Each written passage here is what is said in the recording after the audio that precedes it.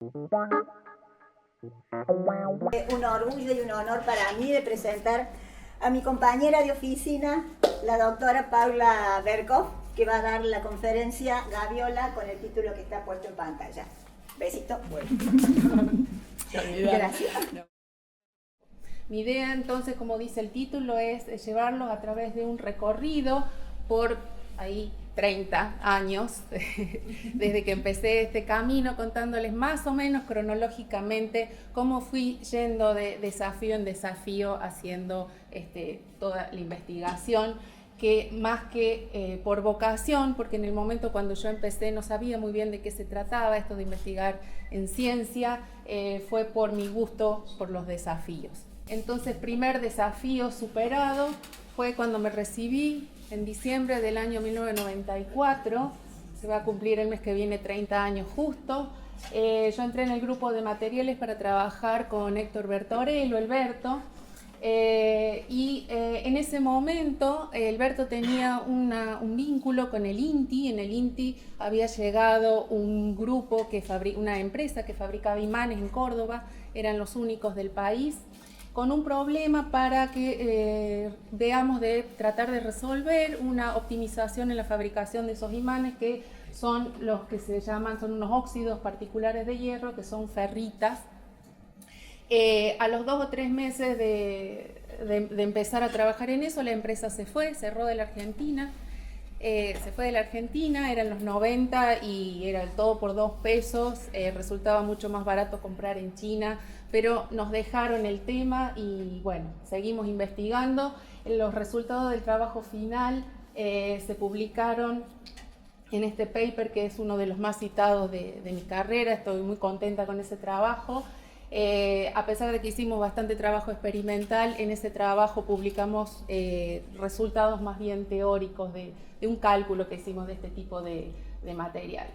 En esa época, a los recién recibidos no se los sometía a la tortura física que actualmente se los somete a los recién recibidos.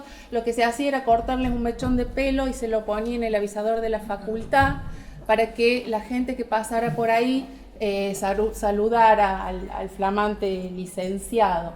Y entonces esto que ven acá no es un Picasso original, es un Negri original. No sé si está la Negri por ahí, me parece que no. Se nota su trazo. Está intervenido también originalmente con un mechón de verdad que me cortó Enrique Collioni con mi permiso, tengo que decir, muy estratégicamente en una parte donde no se notara. Así que bueno, guardo esta obra con mucho cariño. Después con Alberto seguí trabajando en mi tesis doctoral, que la defendí en el año 2000. Todos estos son resultados que publicamos. Los puntitos verdes corresponden a papers y los grises son proceedings, son resultados inéditos, novedosos, y que también tienen muchos trabajos que son bastante citados, incluso hasta el día de hoy. El tema, les cuento así muy generalmente, es estos óxidos magnéticos que habíamos empezado a estudiar durante mi trabajo final, y después incorporamos un óxido un poco más complejo, con una estructura más compleja que da otro tipo de propiedades magnéticas. Y si bien la tesis tuvo mucho de experimental, también tuvo bastante modelado. Incluimos un modelo que describe la reversión o la remagnetización de estos sistemas con barrera de energía térmica. Así que bueno, eso fue un gran acierto de la tesis. Esta foto fue tomada acá, en esta misma aula, recién se inauguraba hacía poquito, aunque no pareciera, todavía no estaban las butacas, eso vino años después. Teníamos pupitres acá y ningún proyector, había un retroproyector con las filminas, digamos, era todo hace 25 años. Acá en la foto está el tribunal de la facultad, fue Domingo Prato y Silvia Urreta, y el tribunal externo fue un profesor de Valladolid, de España, que viajó para la defensa. Acá está Alberto, a quien le tengo que agradecer haberme dado mi lugar en el grupo. haber escuchado mis ideas, a pesar de que las de él en general eran siempre muy buenas, y haberme dado cierta libertad también para llevarlas adelante. Y por supuesto, lo que siempre destaco de Alberto es haberme dado todo el tiempo que demandé o que necesité cuando iba a golpearle la puerta a la oficina y dejaba cualquier cosa que estuviera haciendo para discutir o para responder alguna pregunta. Con Alberto, después de la tesis, seguimos trabajando un montón. No se asusten, no voy a hablar de nada de esto. Es para mostrarles nosotros los resultados de nuestro trabajo. En general lo medimos con las publicaciones y con el éxito de estos trabajos. Publicamos más o menos 2 papers por año hasta que él se jubiló, y el último, estos siempre fueron trabajos en colaboración con otros grupos. Es algo que también quiero destacar. Nosotros siempre incluimos otros grupos, otros investigadores que nos enriquecían los resultados y lo que nos permitió también trabajar tanto y también. Y este último trabajo, que fue sola con él, para mí es uno de los que más me gusta de mi carrera. Fue el broche de oro de mi trabajo con él. Después de esto Alberto se jubiló y dejó de trabajar. Y además de ser el broche de oro de su carrera conmigo, para mí, si con mi tesis me recibí de doctora, yo creo que con este paper me recibí de investigadora. Entonces, a partir de ese momento, les quiero contar cómo me siento, de dónde viene todo este orgullo que siento de pertenecer a la facultad. Y como todos los que son padres o madres saben, los triunfos de los hijos son los que nos dan más satisfacciones, y los que no son padres o madres, créanme, sin demostración, o busquen la demostración en el libro de la vida. Entonces, lo que les voy a contar a partir de ahora es cuál es mi orgullo de FAMAF, y es llevarlos a través de un recorrido de todos mis hijos académicos, de los triunfos que tuvieron mis hijos académicos desde que empecé con las direcciones de los trabajos de grado y de doctorado que empecé a dirigir y que sigo hasta el momento. Entonces voy a empezar por el trabajo final de Mercedes. Con Mercedes trabajamos en un tipo de nanopartículas magnéticas similares a las que yo había trabajado en mi trabajo final, pero con la característica de que tenían en su estructura cristalina distribuidos distintos iones,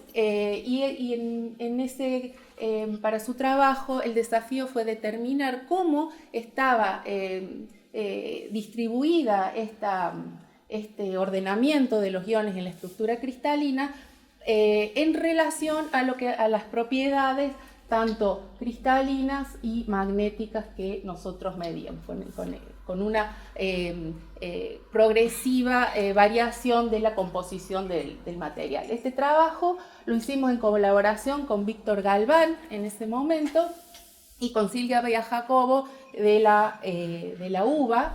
Ya yo tenía un vínculo con ella. Publicamos este trabajo con los resultados, donde acá se ve bastante buen acuerdo entre los datos medidos y los datos calculados con el modelo que propusimos.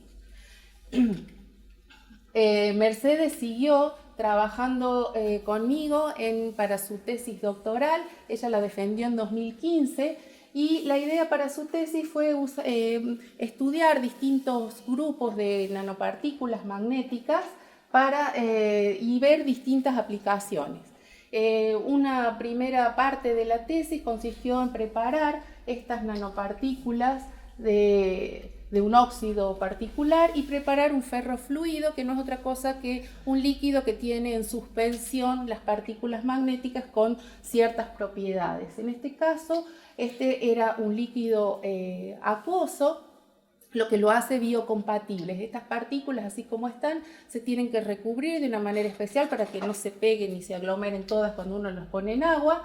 Entonces, después de un recubrimiento especial, es decir, se funcionaliza la superficie y entonces queda una suspensión estable. Fíjense acá, si uno le aplica un imán, las partículas se acercan, se separan de la fase líquida y cuando uno suelta el imán, agita un poquito el frasquito y eso vuelve a ser estable.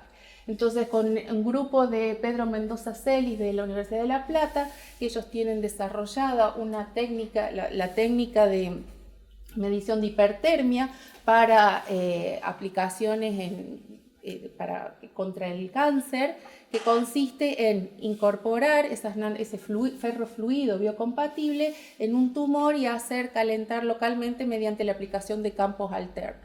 Entonces, este ferrofluido que preparamos acá lo probamos con esta técnica y funcionó bastante bien. La otra parte de la tesis de Mercedes consistió en usar otro tipo de nanopartículas también de este tipo de esta familia, pero en este caso con gadolinio, que es un elemento que se conoce que es bueno para transferir calor. En este caso lo que hicimos fue, gracias a la ayuda del taller mecánico de acá de la FAMAF y a Daniel Félix de Electrónica, que fue quien nos asistió en contactar y en poder armar este dispositivo para poder incluirlo dentro de las bobinas de nuestro imán. Lo que hicimos fue medir cómo, en función del campo magnético aplicado, cambiaban las propiedades de conductividad térmica del sistema. Y lo que hicimos fue desarrollar un modelo que incluye el campo magnético en la expresión, cosa que no estaba hecha hasta el momento. La última parte de la tesis de Mercedes consistió en usar unas nanopartículas de magnetita, en este caso están recubiertas o funcionalizadas de una manera particular para que sean sensibles a la presencia de glucosa en un medio biológico. Este trabajo lo hicimos en colaboración con Marcela Rodríguez del INFIC de acá, de la Facultad de Ciencias Químicas, y obtuvimos resultados muy buenos, muy alentadores. Nos hicieron una nota en la revista Unciencia y en ese momento no estaba tan avanzada la Oficina de Vinculación Tecnológica, ni la de la universidad, ni la del CONICET. Recién había 2 personas del CONICET que estaban trabajando en algo de vinculación, se nos acercaron y muchos que no sabían cómo manejar el tema de la patente, qué teníamos que hacer, a dónde había que escribir. Al final decidimos publicar el trabajo y no hacer la patente. Entonces, con Mercedes, los resultados de su tesis los publicamos en 5 trabajos y un capítulo de libro. Y me tengo que digamos, el orgullo que resulta en Mercedes para mí, después de haberse doctorado en el grupo, hizo 4 postdocs en Brasil, hasta que concursó un cargo permanente, de planta permanente en la Universidad de Río de Janeiro. Mercedes es profesora, vive allá.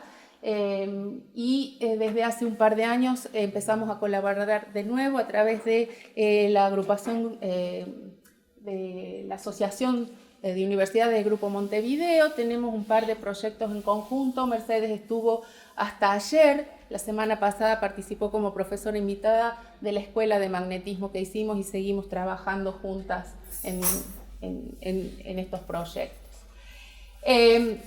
En el año 2013, el año anterior, en realidad en el 2012, se acercó Sacha Smrekar porque quería hacer una tesis relacionada con nanotubos de carbono, grafeno. En ese momento era el boom del grafeno, entonces todo el mundo quería trabajar en grafeno y entonces lo que se nos ocurrió fue intentar fabricar nanotubos de carbono con una técnica que no sea tan difícil como la de SBD o como las técnicas más desarrolladas en otras partes del mundo. Entonces se nos ocurrió usar los molinos de bola que tenemos en el laboratorio, que no es otra cosa que una cazoleta que gira a una velocidad, uno le pone unas bolas pesadas adentro, el material que quiere procesar, y esto transmite mucha energía mecánica. La idea era agarrar una lámina de grafito y imprimirle esa energía mecánica y que esto se curvara. Entonces hicimos distintas pruebas, molimos grafito solo y con un poco de nanopartículas de hierro, porque en algunos trabajos decían que esto promovía la formación de los tubos, y determinamos cuál es eran las condiciones óptimas, hubo que hacer un tratamiento térmico posterior y conseguimos en los dos casos, con agregado y sin agregado de hierro, se nos formaron los tubos de carbono. La cosa era ahora caracterizarlos. Esto lo conseguimos gracias a estas imágenes hermosas que pudo sacar Gabriela Pozo López en Bariloche. Acá no sé si se ve estas rayitas así verticales, son los planos atómicos. Fíjense que esta longitud son 10 nanómetros. Acá se ve claramente que los tubos son de puntas cerradas, se pueden contar cuántas capas de grafeno tiene, y lo que vimos es que si bien se nos formaban, no era determinante ponerle estas partículas semillas para que se formaran los tubos.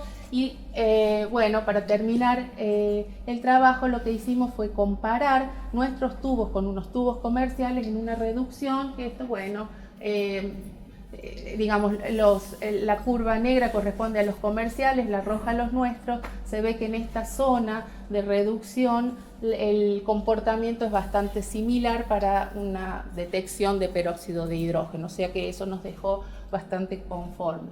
No seguimos con este tema porque Sacha después se fue a hacer el doctorado en el LAES, el cual defendió en el año 2020, y decidió dedicarse a la ciencia de datos. Al año siguiente se recibió acá en la FAMAF, estuvo trabajando acá en Córdoba en distintas empresas y decidió emigrar. Actualmente está en Barcelona trabajando justamente en ciencia de datos. Otro trabajo final que dirigí fue el de Isaac Haikdun. Con él trabajamos en propiedades estructurales y magnéticas de una ferrita en particular, a la cual le queríamos incorporar el ion itrio, que es muy grande, y el desafío justamente fue incorporar este ion en la estructura sin generar fases secundarias. Para eso lo que hicimos fue diseñar un método de síntesis en colaboración con Silvia Jacobo, que es una investigadora de la UBA. Y lo que hicimos fue caracterizar magnéticamente, estructuralmente, por distintas técnicas. En particular, usamos espectroscopías Raman para estudiar este tipo de materiales, algo que no estaba hecho con demasiado detalle. Pudimos deconvolucionar bien los picos e identificar las bandas asociándolas a los distintos sitios y a los distintos elementos que estaban en la estructura. El resultado de este trabajo lo publicamos en este paper, por supuesto, bueno, en colaboración con Silvia. Este es un trabajo bastante citado también. Después que se recibió de licenciado, Isaac se fue a Francia, a la Universidad de Caen, a hacer un doctorado. Hizo una tesis sobre termoelectricidad, una tesis que fue bastante premiada, tuvo 2 premios en Francia por su tesis, por el trabajo experimental. Después hizo 2 postdocs también en Francia y actualmente trabaja en una empresa allá y seguimos en contacto, no colaborando en trabajo de investigación, pero sí mantengo el contacto con él. En el año 2019, quien defendió la tesis fue Lisandro Lichi Venosta. Cuando empezó, más o menos en el 2013, creo 2014, había venido Noelia Bajales de Alemania, vino con mucho ímpetu, con mucha fuerza, muchas ganas de trabajar y muchas muestras que acá eran caras de conseguir, muestras de un grafito altamente orientado que consiste en una secuencia, un apilamiento de planos de grafeno muy ordenado. Entonces lo que se nos ocurrió para trabajar con Noelia y Lisandro fue tratar de estudiar lo que se conoce como magnetismo inducido por defectos, que consiste en esa estructura muy ordenada, irradiarla con iones y ver cómo esas vacancias y esos defectos generan una señal magnética. Entonces, para eso trabajamos en colaboración con Sergio Suárez del Balseiro. Lichi viajó a Bariloche para hacer una estadía corta donde irradió sus muestras con distintas condiciones de dosis, energía, y lo que vimos es que efectivamente se genera una señal magnética que tiene que ver con una relación particular conviene tener más dosis y menos energía para obtener una señal magnética. La dificultad de esto es que estas señales son muy bajitas, y nosotros en ese momento no teníamos un magnetómetro suficientemente sensible para poder medir, había que viajar a Buenos Aires, entonces decidimos cerrar acá esta parte de la tesis y seguir con materiales basados en carbono, pero más de tipo híbrido, mezclándole una fase magnética que sea más fácil de medir con nuestros equipamientos, por lo menos. Entonces, esta otra parte de la tesis de Lichi la hicimos en colaboración con Vicky Bracamonte, que también estaba en ese momento, había llegado al grupo a través de una beca postdoc. Ella trabajó con Luis Foa Torres y Silvia Urreta como codirectora, y lo que hicimos en este caso fue dos tipos de materiales híbridos, mezclar con nanopartículas de un óxido y con nanopartículas de un metal. En este caso, además de caracterizar el sistema, probamos el material como sensor de peróxido de hidrógeno y como ánodo de batería de litio. En el otro caso, en que le pusimos nanopartículas metálicas, lo que hicimos fue ver cuál era el proceso adecuado u óptimo para obtener una mejor absorción de radiación en el espectro de las microondas. Esto también lo hicimos en colaboración con gente de la UBA, y como resultado de la tesis de Lichi publicamos estos 4 trabajos, con las colaboraciones que les mencioné recién. Después de licenciarse en física, Lichi se licenció en el grupo, en el GEAN. Después pasó por nuestro grupo con esta tesis que fue muy linda para mi gusto. Pidió una beca postdoc del CONICET, hizo una estadía de 3 años en la UTN trabajando ya con gente también en materiales, y hace un par de años volvió a la FAMAF, trabaja con nosotros en el grupo. Espero que sigamos varios años colaborando.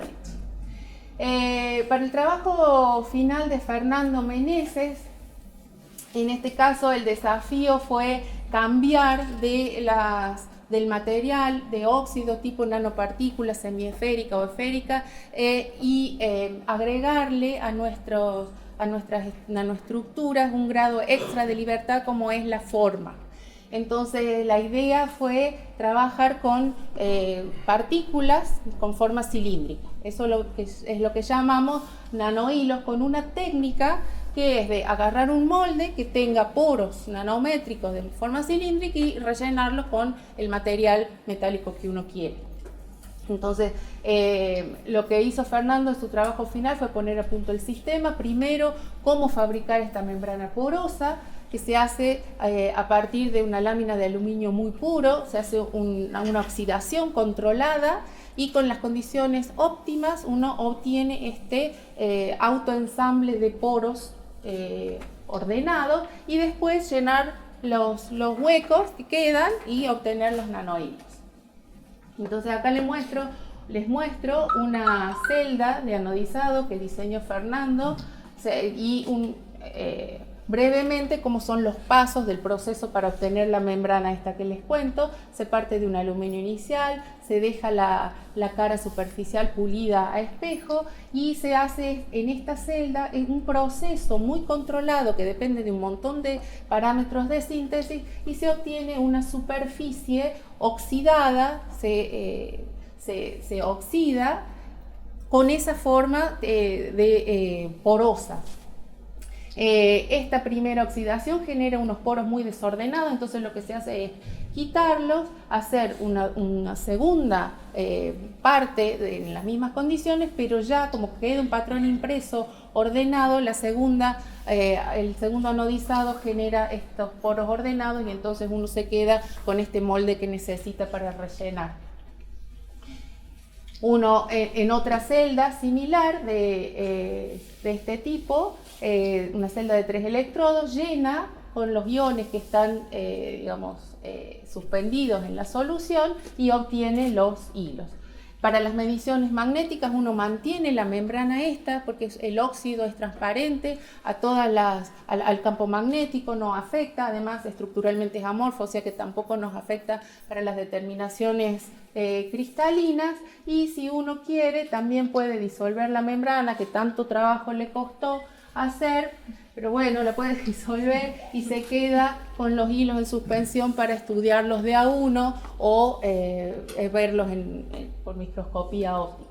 Entonces, Fernando realizó un trabajo muy minucioso de calibración, varió muchos parámetros. Acá les muestro, por ejemplo, cómo el voltaje que uno aplica influye no solo en el diámetro de los poros que uno obtiene, sino en el ordenamiento a largo alcance.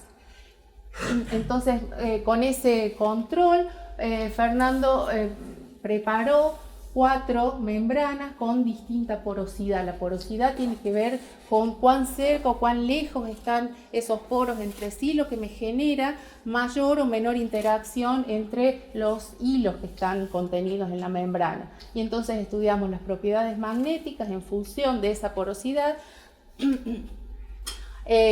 y propusimos un modelo que tiene en cuenta este factor, obteniendo un acuerdo bastante bueno con los resultados experimentales.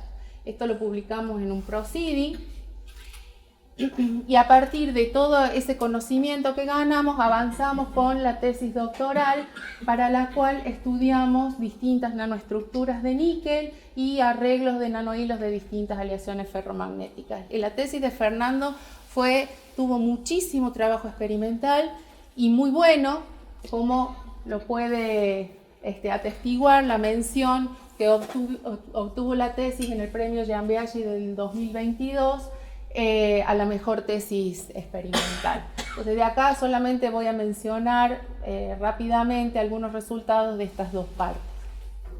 A diferencia de lo que había hecho en el trabajo final, lo que hicimos aquí fue fabricar membranas de la misma porosidad pero con distinta morfología de los poros. Entonces tuvimos estas 3 muestras, unos hilos bastante cilíndricos de pared lisa y otros más finitos de paredes un poco más rugosas. Y lo que observamos es un comportamiento inusual en el campo coercitivo, que es una magnitud magnética que caracteriza estos sistemas, ya que uno espera que este valor disminuya con la temperatura, y lo que observamos es que en los hilos más rugosos, más finitos, esto aumentaba. Entonces, para intentar explicar esta discrepancia, hicimos una colaboración con Juan Escrib, que es un investigador que trabaja en la Universidad de Chile, también estuvo invitado la semana pasada a la escuela de magnetismo que organizamos, y mediante cálculos de micromagnetismo determinamos que hay otro parámetro magnético que vemos que en este caso cambia de signo con respecto, bueno, en este caso siempre negativo, acá tenemos un cambio de signo con respecto al comportamiento bueno, digamos, del sistema que uno tenía. Entonces lo que hicimos fue proponer una hipótesis para explicar esta discrepancia que tenía que ver con el contenedor, digamos, de los hilos, no del material en sí, sino cómo estos se relacionan con la membrana que los contiene. Este resultado lo publicamos en el año 2018 y lo confirmamos este año, hace un par de meses, con resultados que midió Moira Dols en la Universidad de San Luis. Ella agarró un nanohilo de nuestra muestra. Piensen que esto tiene 30 nanómetros de diámetro y tiene 4 o 5 micrones de longitud. Ella agarró uno, lo midió sin la membrana y ve que esta discrepancia no la tiene, lo cual confirma que efectivamente el origen de este aumento en la coercitividad con la temperatura proviene de la interacción del sistema con el contenedor en este caso.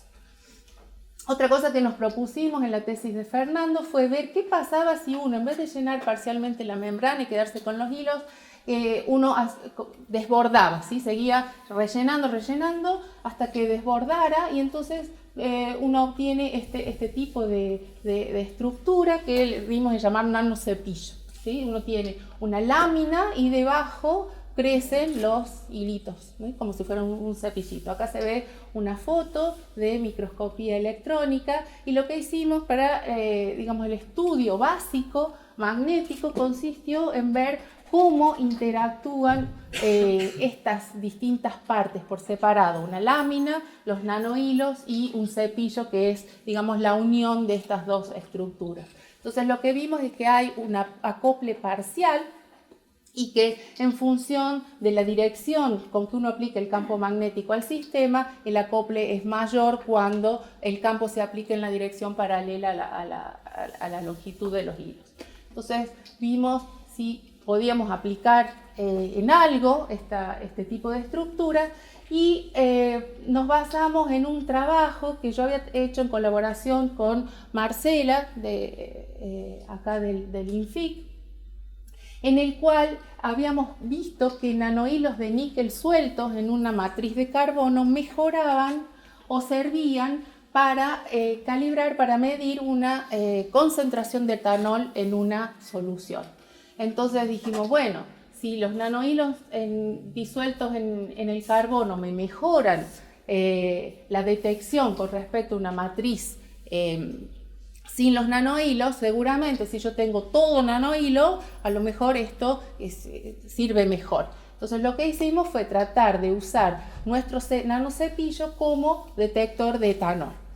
Ahí lo que nos encontramos fue con un inconveniente, porque la idea pictórica que se hace de las cosas no siempre es lo que pasa en la realidad, y lo que nos pasó es que cuando disolvimos la membrana no obtenemos esta estructura bien separada de los hilos, porque al ser tan largos y finitos pierden estabilidad mecánica, y eso nos dimos cuenta con esta foto que hicimos con el microscopio confocal, que está tomada de arriba. Fíjense esos puntitos que son como se forman como agrupaciones, como volcancitos, que son los hilos que se aglomeran. Entonces, al juntarse todo, en realidad estamos perdiendo la superficie efectiva, que es lo que me facilita la detección. Entonces, lo que se nos ocurrió fue hacer la misma reacción, pero en presencia de un campo magnético. Eso tiene un montón de complicaciones experimentales que por suerte Fernando supo superar, y entonces dentro de unas bobinas de Helmholtz pusimos la celda, y acá les muestro esta medición de impedancia. Son resultados aplicando un campo magnético y sin campo magnético. Lo que se ve es que la conductividad del sistema aumenta 10 veces cuando yo sí le aplico el campo, a diferencia de cuando no se lo aplico, lo cual, bueno, indica que lo que está pasando es que el campo es efectivo para separar y obtener este tipo de estructura en el sistema. La tesis de Fernando dio como resultado estos 5 papers y un capítulo de libro. Después de doctorarse, tengo que decir también que la tesis de Fernando se defendió el 20 de marzo de 2020. Fue el primer día de la pandemia y la primera tesis defendida vía Meet en la facultad. Él tenía ya un postdoc en Nueva York con Carlos Meriles, y no pudo viajar hasta el año siguiente. Estuvo trabajando desde su casa en Nueva York. Así que bueno, ese postdoc le duró estos 2 años, y después pudo viajar a Melbourne, donde está en este momento. Hizo un postdoc de 3 años, está volviendo el mes que viene y se va a quedar en el grupo. Espero que no se espante y que se quede al menos unos años trabajando con nosotros. Joaquín Almeida hizo su trabajo final también en parte de la pandemia. Nos costó bastante entrar al laboratorio, pero por suerte pudo preparar 3 sistemas de nanohilos de distinta composición: aleación hierro-níquel, aleación ferromagnética blanda. Lo que hicimos aquí para este trabajo fue usar membranas, todas las 3 de igual porosidad, con una alta porosidad, lo que generaba un sistema fuertemente interactuante. Lo que hicimos fue medir la anisotropía magnética, que es una magnitud que me describe la interacción magnética en los sistemas por distintas técnicas. Estas dos técnicas, midiendo curvas de histéresis y campo coercitivo en función del ángulo del campo aplicado, los hicimos acá en el laboratorio, y esta otra técnica, que es resonancia ferromagnética, la hicimos en colaboración con Carlos Ramos en Bariloche. Le mandamos las muestras y ellos la midieron allá. Lo que vemos es que con las tres técnicas, si bien las tendencias que observamos son las mismas, se ve cierta discrepancia entre los valores. De cualquier forma, los resultados experimentales dan siempre un valor positivo en el campo de anisotropía efectivo, que es esta magnitud que estamos midiendo acá, comparando con el valor teórico, lo cual deja un interrogante. No sabemos muy bien por qué pasa esto. De cualquier manera, pudimos publicar los resultados dejando esta pregunta para quien quiera seguir en el tema. Después de terminar su licenciatura, Joaquín obtuvo una beca doctoral, está trabajando en el grupo de materia condensada bajo la dirección de Sergio Canas, y lo veo muy contento en ese grupo, así que a mí también me pone contenta. Con Soledad Aprea trabajamos en su trabajo final, que defendió en el año 2017, en unos depósitos de hierro preparados por electrodeposición. Esto nos sirvió para ganar conocimiento de la técnica de electrodeposición que después usamos para la tesis. En este caso, en vez de nanohilos, lo que hicimos fue preparar distintos depósitos como recubrimientos de láminas de aluminio, y vimos cómo el potencial de electrodeposición influye mucho en la morfología de estas estructuras. Lo que hicimos fue caracterizarlas magnéticamente y determinar cuáles son los mecanismos de nucleación que son los que generan o que originan este tipo de morfologías. En el año 2018, el año siguiente, Sole empezó con su trabajo de tesis doctoral, y lo que hicimos fue estudiar esta aleación de hierro-paladio, que es una aleación muy rica, como se ve en este diagrama de fase. No hace falta que entiendan mucho, solo mencionar que en función de la concentración de la aleación, las estructuras cristalinas que se obtienen pueden ser muy distintas, y eso genera distintas propiedades, en particular las magnéticas, que son las que nos interesan a nosotros. Entonces el desafío acá es obtener esta estructura ordenada, que es bastante difícil de conseguir y que tiene hay poco en la literatura. Entonces lo que hicimos con Sole fue preparar nanohilos de todas estas composiciones y estudiarlos, estructural y magnéticamente. Acá les muestro unos resultados de esta aleación. Tengo que mencionar que trabajamos en colaboración con Manuel Vázquez. Es un líder en el tema de magnetismo de nanohilos en España. Manuel aceptó ser codirector de Soledad en su trabajo de tesis, lo cual nos facilitó el acceso a todas las instalaciones que tienen en Madrid, sobre todo los magnetómetros con hornos que nos permiten caracterizar nuestros materiales a temperaturas por encima de la temperatura ambiente, que es algo bastante raro de encontrar en la literatura, justamente porque estos equipos no hay muchos en el mundo. Entonces, en este caso, que obtuvimos unos hilos con estructura granular, como se puede ver acá en esta foto, veíamos una disminución en esta magnitud con respecto a esta es para temperaturas bajas. En este caso esperábamos tener una disminución del orden del 50%, y veíamos que no bajaba tanto, o sea, estaba como incrementada en un 50%. Entonces, gracias a estas determinaciones y a pensar que el sistema se podía comportar como un sistema granular, se nos ocurrió aplicar un modelo para nanopartículas interactuantes que no había sido nunca utilizado para nanohilos, y pudimos explicar bastante bien por qué pasaba esto. Esta es otra aleación, esta más rica en hierro.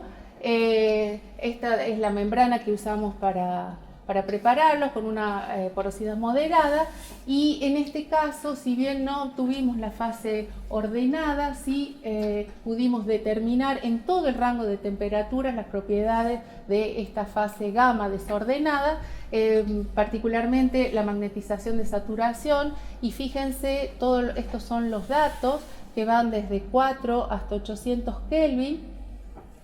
Esto está medido en 2 equipos, pero fíjense cómo pegan muy bien los datos, y no solo eso, sino que conseguimos ajustar muy bien un modelo teórico que nos describe el comportamiento en todo el rango de temperatura.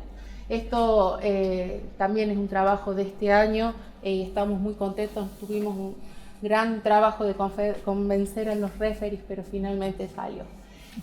Las aplicaciones que le dimos a los hilos de soledad fue pensando en esta reacción para usarlos como catalizadores en esta reducción de este compuesto. Esto fue en colaboración con Alejandro Granados, acá del INFIC. Ellos venían trabajando con esta reacción, pero usando nanopartículas de paladio puro.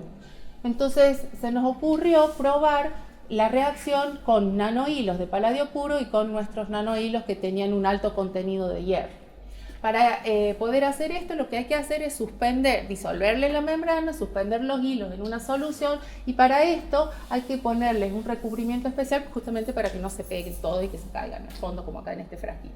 Entonces lo que se hace es pegarle esta molécula que tiene una forma rara, especial, que lo hace que justamente que se repelan entre ellos y que se suspendan, y conseguimos una solución bastante estable. Esta que tienen acá en la foto creo que 1 año y medio tiene de preparado, o sea, es muy estable. Entonces vimos que incluso comparando con los hilos de paladio puro, los de aleación resultan mucho más eficientes para la reacción, y eso lo explicamos, por medio de una reacción de sinergia que vimos entre el hierro y el paladio en este caso. Y además, gracias a sus propiedades magnéticas, las que les confiere el hierro que tiene la aleación, se pueden recuperar y se pueden usar repetidas veces con alta eficiencia. Con Sole publicamos estos trabajos y está a punto de defender su tesis ahora en el 2025. Esperamos que en febrero o marzo nos cuente ella misma sus resultados. En el año 2022, el que defendió su trabajo final fue Ángelo Villegas. Ángelo también le tocó la última parte de la pandemia, tuvo algunas dificultades también para entrar en el laboratorio, había días que venía solo él a la facultad, pero pudo preparar este tipo de nanohilos, y entonces él se dedicó más a una parte de caracterización mediante una técnica que involucra estas curvas de inversión de primer orden. Es un método bastante matemático que obteniendo estas superficies de nivel, uno puede interpretar los mecanismos de reversión de la magnetización en estos sistemas. Estamos trabajando ahora en la publicación de este trabajo. El año pasado Ángelo obtuvo una beca del CONICET. Estamos trabajando en su tesis doctoral en un tema un poco distinto al que hizo en el trabajo final. Estamos estudiando aleaciones que son supermagnetostrictivas, como las de hierro galio y hierro manganeso. Tenemos las primeras muestras y estamos con eso. Otra tesis que estoy dirigiendo es la de Martina Arce. Martina se inscribió en el doctorado en ciencia de materiales, y con ella estamos trabajando en este tipo de estructuras. Son nanohilos bimetálicos segmentados, en los que la idea es poder aplicar en válvulas de spin o grabación perpendicular por las propiedades que tienen este tipo de estructuras. Como colaboración con Julieta Rivas, que estuvo unos años en el grupo haciendo un postdoc, ahora está en ciencias químicas, pero estoy como codirectora de Viviana, también en el doctorado de ciencias y materiales. Estamos trabajando con nanopartículas, pero no nanopartículas aisladas, sino conformadas como películas mediante una técnica en la cual también hay que funcionalizar, hay que recubrir las partículas para que éstas se conformen dentro sobre un sustrato, y entonces lo que uno hace es preparar las nanopartículas y ponerlas bidimensionalmente en una mono, bi o tricapa de partículas y estudiar las propiedades magnéticas de eso. Ya tenemos un capítulo publicado y un trabajo, y acabamos de enviar 2 trabajos, estamos esperando el resultado de la evaluación. Bueno, si bien no influí tanto en los postdocs que dirigí, yo creo que, bueno, algo de mí tienen. Cecilia Blanco, que es doctora en química, hizo un postdoc en el año 2014 en el grupo, fue una beca de la CSIC de 1 año nada más. Ella colaboró con este trabajo de Fernando en toda la caracterización estructural. Ella es experta en difracción, en cristalografía. Y Roberto Moreno, más reciente, entró a trabajar conmigo en el año 2022, tiene una beca postdoctoral de CONICET, y Roberto es experto en cálculos, en simulaciones, y tenemos un trabajo que también nos está dando bastante discusión con los referees, lo tenemos en revisión, estamos preparando otro para enviar. Tengo que mencionar también a las jóvenes investigadoras que trabajaron conmigo, Noelia Pajales Luna, que vino en el año 2010. Noelia es muy activa, tiene muchas colaboraciones, creció mucho dentro del grupo. Con ella publicamos, además de los trabajos que les mostré antes, estos 2 papers y un trabajo en un proceeding. Noelia actualmente es investigadora independiente y profesora en el grupo. Vicky Bracamonte estuvo también 3 años trabajando conmigo desde que ingresó como asistente en la carrera del CONICET. Con Vicky trabajamos en la tesis de Lisandro, como les conté más arriba, y seguimos trabajando, publicando este par de trabajos en temas más de lo que ella hace ahora, que trabaja en el LAES en temas de batería de litio. Y actualmente ella es investigadora adjunta. Tengo que mencionar a mis colaboradores a lo largo de los años. Fíjense, con Silvia Jacobo empezó una gran amistad a principios de los 2000, y desde entonces colaboramos mucho. Silvia codirigió la tesis de Mercedes y yo codirigí dos tesistas de ella. Los resultados están en un montón de trabajos que tenemos en conjunto, y este último es del año 2022, cuando ella se jubiló y ya dejó de trabajar en investigación. Igual seguimos en contacto. Con Pablo Bota del INTEMA, de la Universidad de Mar del Plata, nos conocimos en un congreso cuando los dos éramos becarios. Se hizo en Rafaela, creo que era una SAM, y se tuvo que cerrar antes porque no había gente.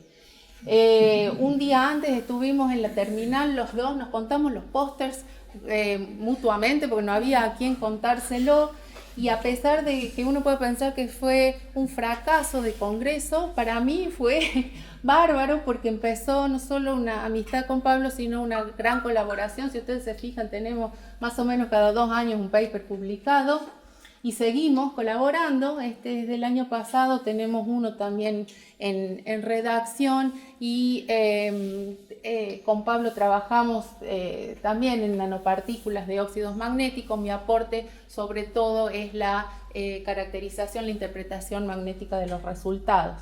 El último proyecto en el que estamos involucrados es uno que tiene nanopartículas dopadas con CBD. Así que van a ver algo de aplicación en medicina en el futuro.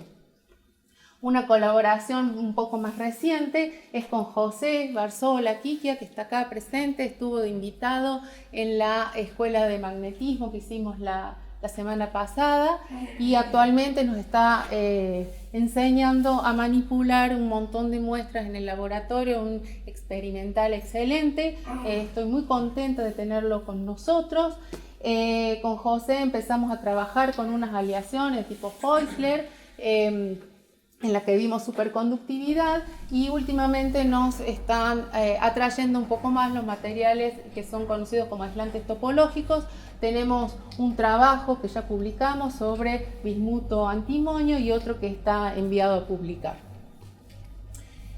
Bueno, para terminar un poco, quiero agradecer en primer lugar a la provincia de Córdoba, por haberme dado la beca de CONICOR para hacer mi doctorado. El CONICET no creyó en mí por muchos años, pero bueno, se ve que la provincia sí, así que gracias a eso yo me pude quedar en Córdoba y hacer mi doctorado. Si bien el CONICOR no está más en la forma original, yo creo que la provincia está poniendo sus fichas en la ciencia con algunas orientaciones particulares en algunos temas. Por ahí nosotros no encajamos tan bien, pero me parece valioso reconocerlo. Por supuesto, la Universidad de Córdoba, que alberga nuestra querida FAMAF, y dentro de la FAMAF voy a mencionar a los profesores que tuve, por supuesto no uno por uno, pero voy a mencionar a uno y siéntanse todos agradecidos en el nombre de la Negui, que fue una de mis profesoras favoritas. Lamento que no esté acá. Quiero agradecer al grupo de electrónica y al taller de mecánica, que para nosotros, para los grupos que hacemos experimental, son realmente indispensables. Nada de lo que yo les mostré acá habría sido, no sé si posible, pero al menos tan fácil como nos lo hacen realmente la gente del grupo de electrónica. Voy a mencionar a Walter Saninetti, siéntanse todos agradecidos en su nombre, y del taller a Daniel Vicente, lo mismo, ¿no? O sea, Daniel, excelente. De los no docentes voy a mencionar a María José Mentesana, que los más jóvenes por ahí no la conocen, pero los no tan jóvenes seguramente guardan un cariño muy especial por ella. Y también voy a mencionar a la gente de los LED, voy a nombrar a Lalo Rivarola, que a pesar de que, bueno, ellos se dedican a la parte de enseñanza, cuando uno necesita algo en el grupo siempre los va a buscar y nunca recibe un no por respuesta, siempre con muy buena voluntad. Voy a agradecer especialmente al subgrupo de mi grupo que se dedica a los nanohilos. Silvia Urreta, un pilar del grupo de magnetismo, realmente del grupo, sí, de magnetismo y del grupo de materiales. Si bien Silvia está jubilada, trabaja muy activamente desde su casa y tenemos trabajo en colaboración en curso. Julieta y María del Carmen. María del Carmen es la química del grupo. Como profesional del CONICET se desempeña, siempre tiene cosas para aportar, al igual que con Juli, que trabajamos en proyectos en común y con direcciones en común. Por supuesto, al grupo de materiales, a los más nuevos, a los no tan nuevos dentro de la FAMAF, ya que todos propician un ambiente de trabajo muy agradable, y a mi otra familia, la que vive conmigo, la que me aguanta, y los que me apoyan y me alientan desde siempre en todos mis emprendimientos, los académicos y todos los otros que no son tan académicos también. Luis Fabietti, otro pilar del grupo, tiene una frase que yo estoy muy de acuerdo, y que lo cito, dice que el ambiente de trabajo es parte del sueldo. Y yo creo que es así. Los que me conocen saben que trabajo justamente para mantener esta parte del sueldo importante, porque propicio que el ambiente de trabajo siga siendo agradable para que nos den ganas de venir, y la libertad de poder ejercer nuestra creatividad y de hacer nuestro trabajo como más nos guste. Y entonces ahora esto me lleva a contarles mi último desafío, mi desafío actual en este momento tan difícil que estamos atravesando, tanto en educación como en la ciencia en Argentina.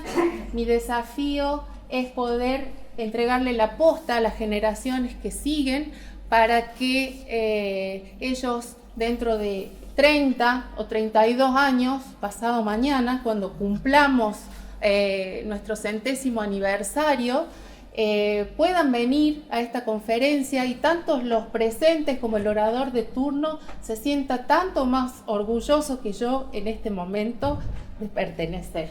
Así que muchas gracias.